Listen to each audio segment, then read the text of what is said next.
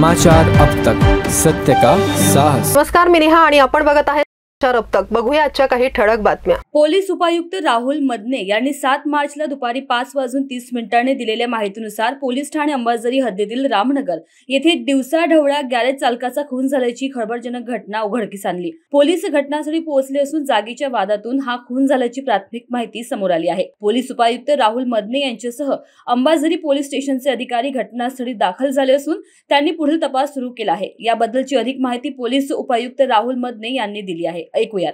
त्याच्यामध्ये आरोपी आणि मयत जो मयत आहे गेल्या 18 वर्षापासून या ठिकाणी त्याचं गॅरेज चालवतो आणि जो आरोपी याच्यामध्ये आहे तो गेल्या 7 ते 8 वर्षापासून या ठिकाणी भाजी मंडईचं दुकान लावतो।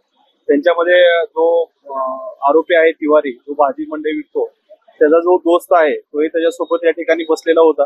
त्या ठिकाणी काय शाब्दिक त्यांचा शिवीगाळ झाली आणि शिवीगाळीचं रूपांतर मारामारीत झालं। त्यानंतर त्या मारामारीच्या याच्यामध्ये जो मृतक आहे निकोसे, तर त्याच्यामध्ये मृत्यू झालेला आहे। याच्यामध्ये आम्ही ते माहिती घेतोय की यापूर्वी त्यांचे काय भांडण होतं, पण आता एवढ्या तरी आम्हाला माहितीप्रमाणे या ठिकाणी कोणता वाद झालेला नव्हता किंवा त्या संबंधी आपण अधिकची माहिती घेतच आहोत। पण इन्स्टंटली त्यांच्या वादाबाबत आपल्याकडे आतापर्यंत तक्रार आलेली नव्हती। पूर्वी आलेली असेल तर त्या संबंधी माहिती आम्ही घेतोय आणि जो काय वाद हा पाहिली जागा, तर हे सार्वजनिक जागा असल्यामुळे त्या संबंधी वादेचा संबंधी जागा असणे हा कुठेतरी म्हणजे नसावा असा वाद, दुकान लावण्यावरून त्यांचा वाद असू शकतो, त्याची माहिती घेण्यात। जो मेन आरोपी आहे तिवारी, तर त्याला आपण ताब्यात घेतलेला आहे।